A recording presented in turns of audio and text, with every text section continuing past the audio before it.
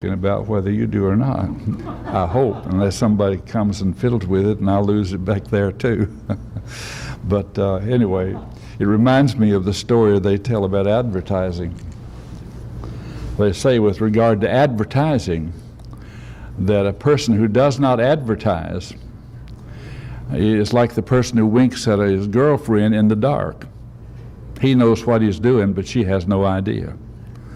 And there are many people who are in business who people have no idea what they're really doing as far as business is concerned. So advertising pays. I believe that as far as the church and everything is concerned.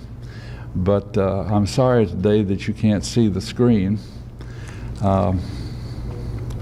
We'll just go ahead as if you can. And let's see. We have sung this Learning to Lean over and over again. I hope you have committed it to memory now.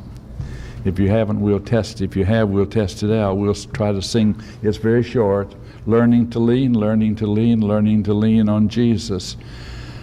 Learning to lean, learning to lean. I'm learning to lean on Jesus. Finding more power than I've ever dreamed. I'm learning to lean on Jesus. All right. Your books, if you have your books, you can use that, or you can use the Bible, but turning to Esther chapter 7, verses 3 through 8 for the first part of the lesson. If you need a workbook, I think we have some somewhere, and you can hold up your hand, and someone will try to get one to you. But we're in the 7th chapter of the book of Esther, down about verse 3. And you remember how that as we have gone along in this series, Esther was chosen to take the place of Vashti.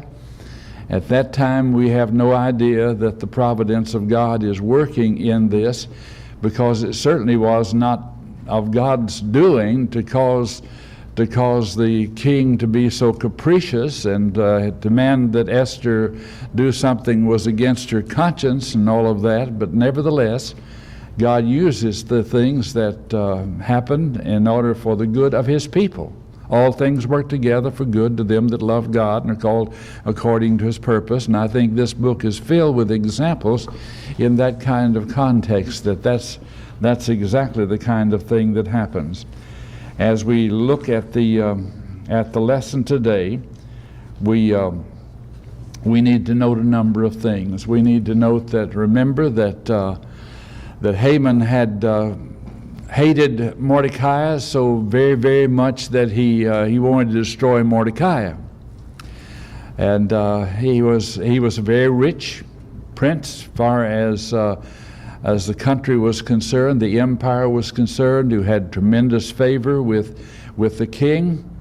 And he was able to, by his cunning, he was able to get a decree signed that all the Jews would be put to death on a certain date, and I believe it was by God's good providence that there was almost a full year from the time he got that signed and put into the decree, and they had that time to really get ready for this, to try to counteract the thing that was going to happen. But in the meanwhile, in all of this, Esther was chosen, beautiful Esther was chosen to be the queen, and her relative that had reared her, Mordecai, had urged her not to make known her ancestry, not to make known that she was Jewish, and so she was in the court of the king, and it was a wonderful thing that she was in the position that she was, particularly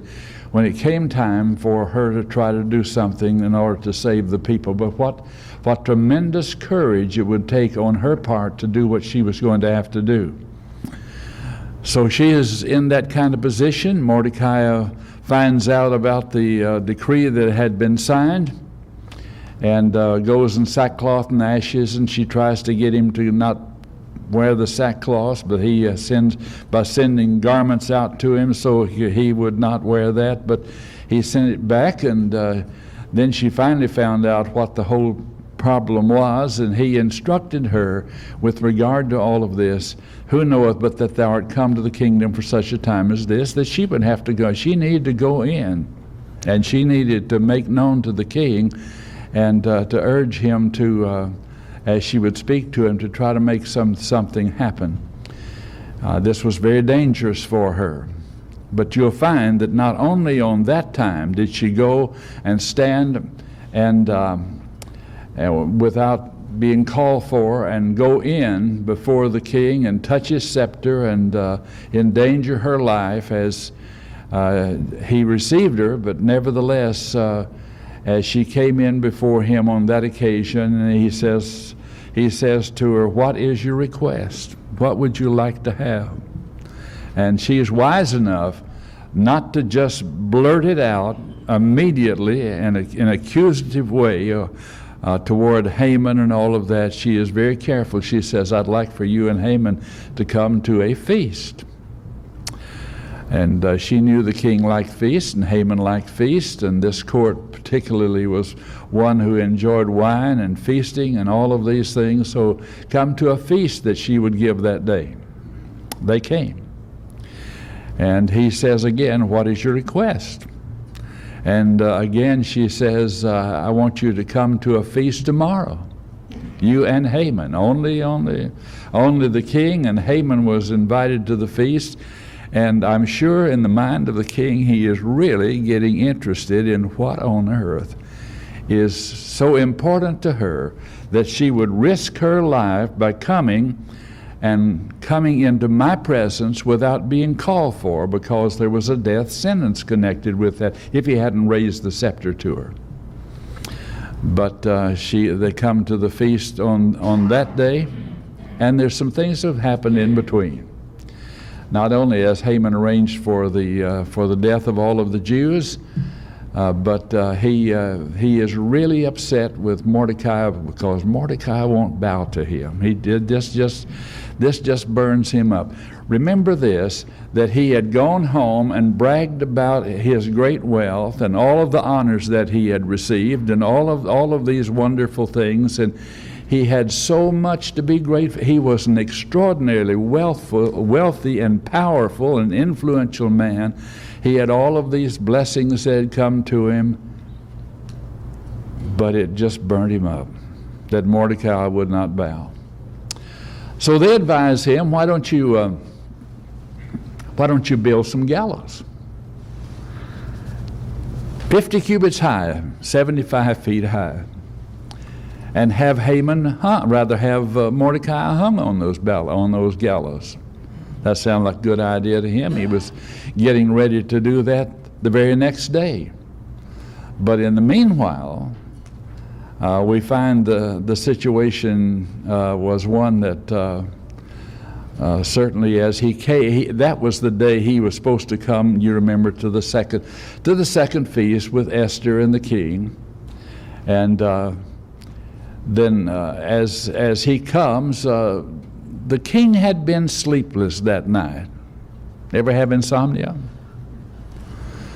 We sing, "Count your many blessings, name them one by one." I think that's probably a better way to relax than counting sheep. But he didn't do either one of them. He had them read the royal records, and the royal records just happened as the fellow was reading them to read about Mordecai and something valiant and heroic that he did as he exposed a plot against the king. And the king says, "What have we done? What have we done for Mordecai? What honor have we given to him for what he has done for me?" And they said, "Nothing." So at that particular time, it just happened that Haman was out in the outer court. He said, "Who's in the outer court?" Haman. Bring Haman in. And he said to Haman, "What should I do for a man whom the king wants to honor?" And Haman had been so honored and so valuable to the king and so close to him, he thought, man, he's talking about me. He was thrilled. What would I like for the king to do for me?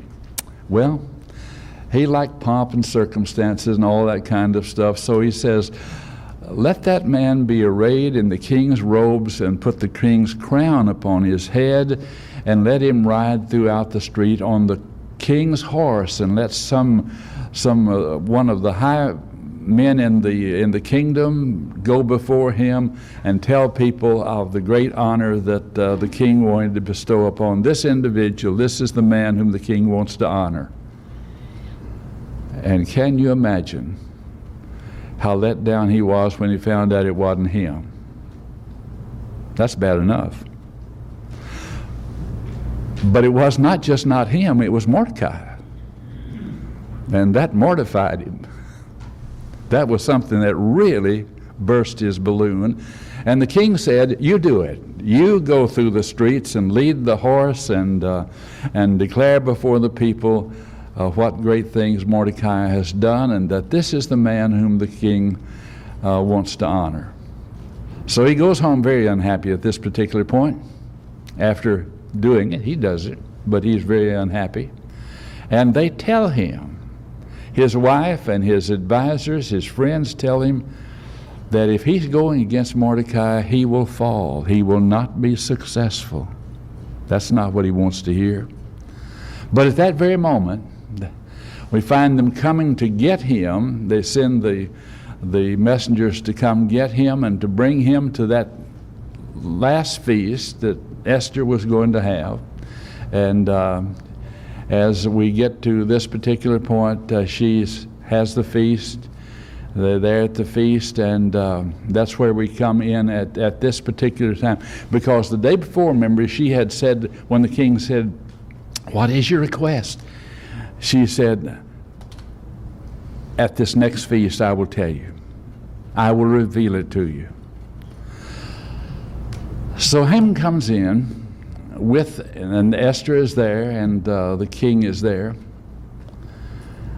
And she's going to reveal it. Here we are at this particular point. Then Esther the queen answered and said, if I have found favor in thy sight, O king, and if it please the king, let my life be given me at my petition, and my people at my request. Now, king had no idea that she was Jewish, that her life was in danger, and that they were her people and all of that. But notice how she couches this very carefully. She has not rushed into it. And she has to be very careful in the accusation, because if she had just angrily, the Bible says that a soft answer turneth away wrath. You had to be careful if she had accused Haman immediately in all of this, she might have also implicated the king. The king is a rather capricious sort of individual who is easily twisted one way or the other, and she does not want to upset the king by blaming him for letting this happen. So she says, if I have found favor in thy sight, O king, and it please the king, let my life be given me and my petition for my people at my request. For we are sold, and my people be destroyed, to be slain, to perish. But we had been sold for bondsmen, but he says, if we had been sold for bondsmen or bondwomen, I would have held my tongue, although the enemy could not countervail in the king's damage. And so she's very careful in this. The king answered and said unto Esther the queen, who is he and where? Can you imagine how Haman feels at this particular point? He is there, and his evil deeds are about to catch up with him. The Bible says, whatsoever a man soweth, that shall he also reap. And sometimes the person who sows to the evil side reaps it at the most inadvantageous time. This is what's happening in this particular case. So who is he and where? And Esther said, the adversary and enemy is this wicked Haman. Then Haman was afraid before the king and the queen. I suspect he was afraid before she said that, but he's really upset He's really concerned now. And the king arising from the banquet of wine in his wrath went into the palace garden, and Haman stood up to make request for his life to Esther the queen, for he saw that there was evil determined against him by the king. I don't know whether the king had said anything yet, but he could tell real quickly that Haman could tell real quickly that he was in deep, deep trouble. The king is so angry.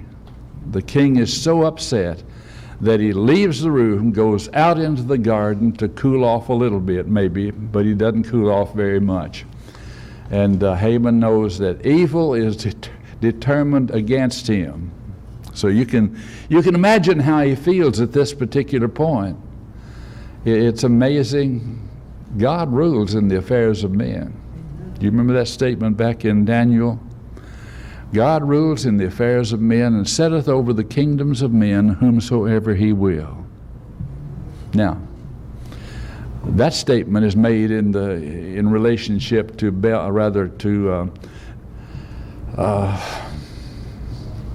Nebuchadnezzar. Nebuchadnezzar was an evil king too. Belshazzar will be an evil king too. So God puts evil men sometimes in powerful, powerful places. So, do we always get the kind of presidents and senators and representatives that we would like to have? No. We probably get the kind we deserve. And it's unfortunate that sometimes, but we're told to pray for them. In this particular case, here is a king that is a capricious, corrupt king who is nothing much admirable about him. And she handles him very, very, very carefully. But he is rising from the banquet. He went out into the garden, and he's coming back now. And Haman knows that evil is determined against him. He's just holding his breath, hoping that it's not going to turn out like he's pretty sure it's going to turn out. And the king returned out of the palace garden into the palace of the banquet, the place of the banquet of wine.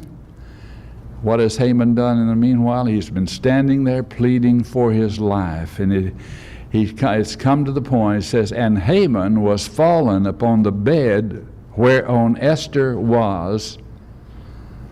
What do you think the king thinks about that? Very good. He has no business on her bed. Mad or not mad, unusual circumstances or not, he really has no business there. Then said the king, will he force the queen also before me in the house? As the word went out of the king's mouth, they covered Haman's face. We're not quite sure what that means, he covered his face. It is suggested in the writing of the commentary that in these ancient kingdoms, when someone was sentenced to death, they covered their face. When we hang somebody, we put a hood over their face. This has been true for a long time. And they cover his face. And it says, and Harbonah, one of the chamberlains, said unto the king, behold, also the gallows 50 cubits high, which Haman has made for Mordecai, who spoke good for the king, standeth in the house of Haman. And the king said, hang him on them. So you see how all of this works out. Isn't it fascinating how that things turn out? That's not the way he planned that, was it? He had come that morning ready to talk to the king about hanging Mordecai.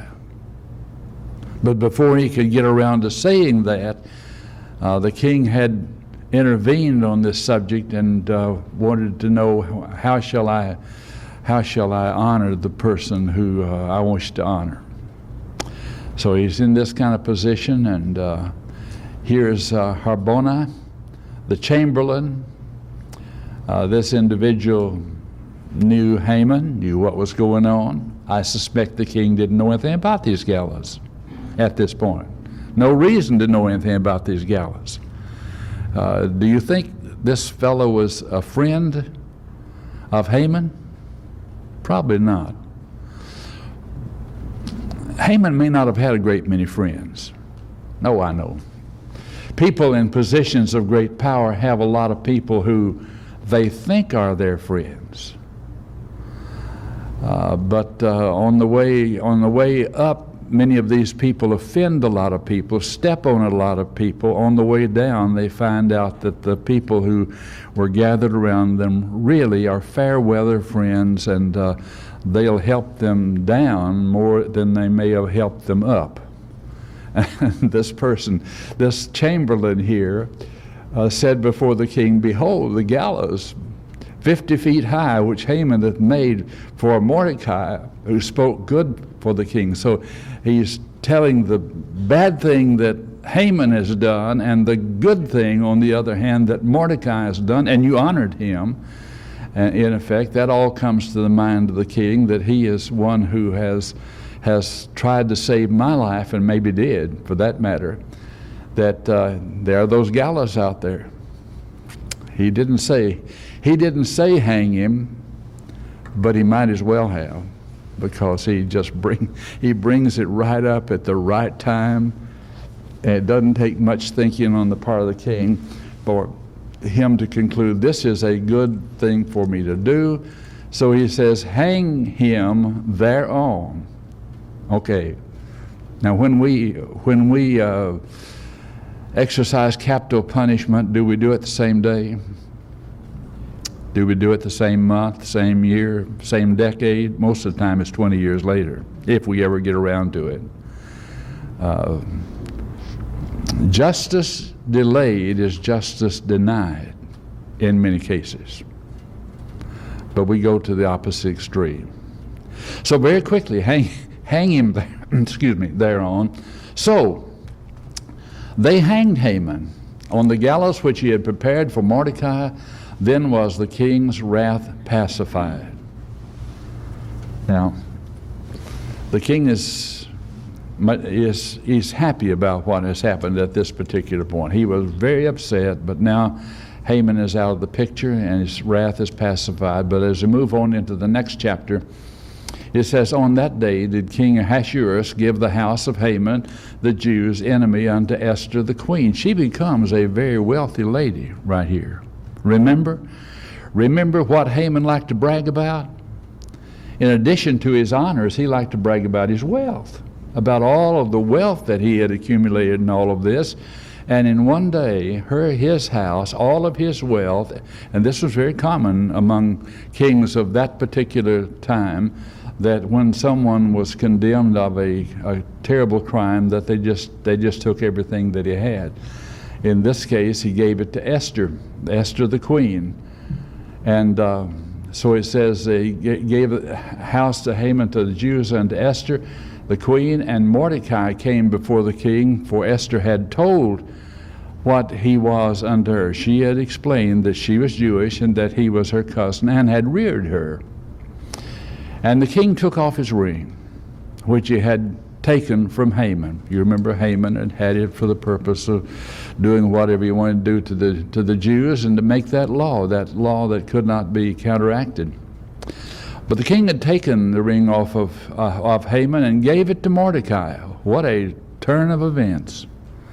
Mordecai, one of the most powerful men in the world at that time, because this is a world empire that had taken the place of the great Babylonian Empire, and would ultimately be replaced by the Greek Empire and then the Roman Empire.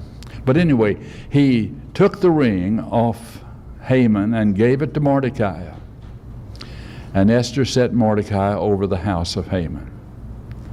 So Esther may have been a very poor girl before, but even though she was the queen, now she's wealthy, and now here is Mordecai in a very powerful position. He has been given charge of Haman's house, all of his wealth, everything that he had, all that he had as far as this world was concerned. And and he has now the ring of the king in order to use great power in that way. But look at verse 3. And Esther spake yet again before the king, and fell down at his feet, and besought him with tears to put away the mischief of Haman the Agagite, and his device that he had devised against the Jews. We need to think between these two verses. The king had brought Haman down. He had given Esther all of this wealth and all of this position and power and everything. His wrath is over, for that matter. And he might have just been willing to stop right there. That's why she's going to have to do what she's going to have to do here. It says, and Esther spake yet again before the king, and fell down at his feet, and besought him with tears. Do a woman's tears have an effect upon a man? They certainly do. We have a hard time understanding why women cry as much as they do. Now, sometimes I think they deliberately use that. If you think about Samson, you remember how Delilah began to weep and say, "You don't love me? And if you did, you would tell me the source of your great strength." And her tears touched the heart of Samson 3 times. 2 times before, he had told her something that wasn't true with regard to it. She says, "You just don't love me." And she begins to weep her crocodile tears, and Samson's defeat comes because of that. I don't believe that Esther is weeping deliberately in order to influence the situation, but it was going to have an effect. She besought him with tears to put away the mischief of Haman the Agagite and his device which he had devised against the Jew. And this is going to have an effect upon. This is going to have an effect upon the Jews. Emotion is a powerful, powerful influence. A lot of times people talk about preachers who cry, and I don't mean to be a preacher who cries. It just slips up on me occasionally. I'll start on the wrong story without having practiced it. If I'm going to tell a story that will really touch my heart too much, I have to practice, or I won't even get through it, for that matter. And I'm practicing enough that I won't cry, and then I may anyway. Some preachers are accused of putting in their notes, "Cry here." And I'm not sure that Jack Rollins, who was my teacher in Bible in 12th grade at Athens Bible School, could preach and tell wonderful stories and read beautiful poems and cry like everything. It never affected his voice. I always admired his ability to read poetry and to tell the stories and do all of these things. It doesn't work for me. It just doesn't work. But anyway, someone said something about the power of emotion, and I make this point. Everyone is not touched by intellectual things, because everyone doesn't have much of a brain, but everybody has a heart. Everybody has a heart. And if you touch the hearts of people, then you can be particularly effective. So, for whatever reason, she is having a powerful influence upon him, and it's obvious that she is very sincere in what she is saying, and she is begging for her life. She falls down before the king, at the feet of the king, and this isn't one of those dangerous things again, because it could have turned out the other way. Then the king held out his golden scepter toward Esther, so Esther arose and stood before the king. She has come into his presence again at this particular point without being called for. But he holds out his scepter to her, lifts her up, and said, she said, "If it please the king, and if I found favor in his sight, and the thing seemed right before the king, and be pleasing in his eyes, let it be written to reverse the letters devised by Haman, the son of Hammedatha the Agagite, which he wrote to destroy the Jews which are in all the king's provinces. So scattered all out, 130 some odd provinces throughout the world at that time, to protect all of these people. She's concerned not just about her life and her wealth. A lot of people, and that's a great lesson for us. There are a lot of people, if I can do well, I'm not going to worry about the rest of the world. That's not the way Christians are to be. We're to be concerned about others. We're to be concerned about doing whatever good we can. She was concerned about the Jewish people wherever they were. And notice how carefully she is. She's not just jumping right into it. If it please the king, if I have found his favor in his sight, if the thing seem right before the king, if it be pleasing in his eyes, all of these qualifying statements that show her great respect for his position. If she had just jumped in ahead, if she wasn't careful, she would have been accusing not only Haman, but implicating the king in a stupid decision that he had made. But she's requesting that a writing be made to reverse the things that had been put forth. Now verse 6. For how can I endure to see the evil that shall come upon my people? Or how can I endure to see the destruction of my kindred? The king said unto Esther, the queen, and to Mordecai the Jew, Behold, I have given Esther the house of Haman, and him they have hanged upon the gallows, because he laid hands upon the Jews. Write ye also, and that's what she had wanted. Now he's telling, and he's happy that he has done all of this. He could have said, I've given you this, and I've done that, and I've done this. I'm not going to do any more. And he doesn't do that. He says, Write ye also for the Jews, as it liketh you, in the king's name, and seal it with the king's ring. For the writing which is written in the king's name and sealed with the king's ring may no man reverse. So she finally has what she wants at this particular point. This is not the end of the story, but we're getting very close to the end of the story. As we approach the end of the month, we have a couple more lessons in this. But what a tremendous story this is. You know, God's people have experienced one deliverance after another, all through the history of God's people. God's people continually get themselves in trouble, and they need to be delivered, you see. But God, over and over again, has delivered his people. If you look back to the time that of course, you find Moses brought out of Midian in order to deliver the people from the bondage that were in Egypt. And God says, I've heard their cries, and sends Moses down there. And it wasn't going to be easy. Moses says, send somebody else. He says, they won't believe me. And he's just convinced he couldn't do this. They won't believe. And the Lord has to convince him to finally send him. And he is faithful in all of his house as a great deliverer. As God's people, they continually get into the time of the judges. And during the judges, somewhere between about 15 different times, they were overrun by heathen nations round about them that oppressed God's people, because they sinned against God. They would forget God, and God would send a deliverer, one type or another. Gideon, Barak, Samson, Jephthah, long list of deliverers that God sent over a period of 400 years. And you would think sooner or later they would learn the lesson. They would turn back to God and cry to him, and God would send a deliverer.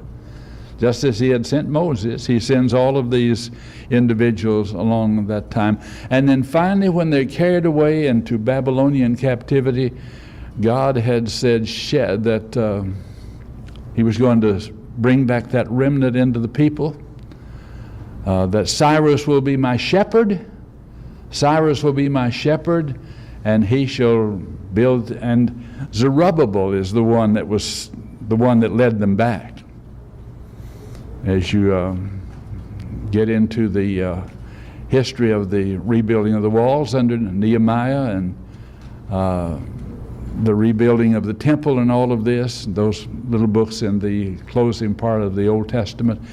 But Zerubbabel was a great leader that led them back, and with the help of prophets such as Haggai, when they didn't build the temple as quickly as they should, Haggai implicated them as the reason why they weren't being blessed, because it was still sitting there in ruin. But God had delivered them out of Babylon, brought them back, given them all this kind of help. There were problems, but they could overcome.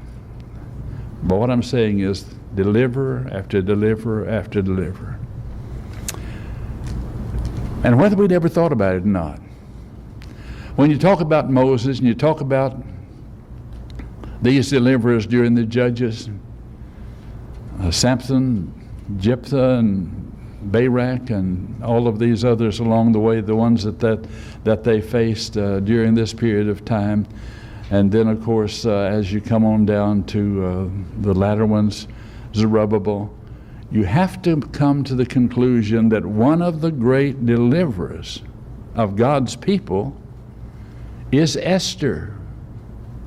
Not just because she was beautiful, but because of her great faith and courage and her discretion. Great combination, isn't it? If she hadn't been given all of those things, she might not have been able to do it as easily as she did. And she probably would tell you it wasn't easy, because more than once she had to go in with her life at risk and fall down before the king and to plead for her people. But it works out. And what we need to remember is that God still works among His people. All things work together for good to them that love God. A lot of people quote that verse and they just stop right there and they say, I love God, and everything's going to work out all right. But the passage says, and are called according to His purpose. We're talking about that's something that is a promise to Christians. Yes? I think the story of Esther is one of the stories in the Bible of how important women were. Absolutely. We sometimes overlook that. That's right. And the women played a vital role. Absolutely. In the Old Testament and the New Testament in furthering God's plan on this earth. And Esther was one of those examples. Right. Of how important women were in the society that they lived in. Right. They didn't have a whole lot of rights under the Old Testament. And it changed under the New. But they were very vital and very important. Very important statement. Very good. I appreciate that. And Deborah was one of those judges, incidentally, who was one of the deliverers under the period of the judges. But I make this point over and over again, that the Lord's church would not be anywhere near what it is were it not for the faithful women across the years who have stood stalwart. In some cases, when the men would not do what they ought to do, the women continued to be faithful and to meet and to work and to cause the church to survive in many communities. And we ought to be grateful for what they have done across the years and give them due credit for that. All right. Any other observations we need to make before this period comes to its close? We'll stop at this point and prepare for the service that follows immediately after this. And we'll continue on from this point next week.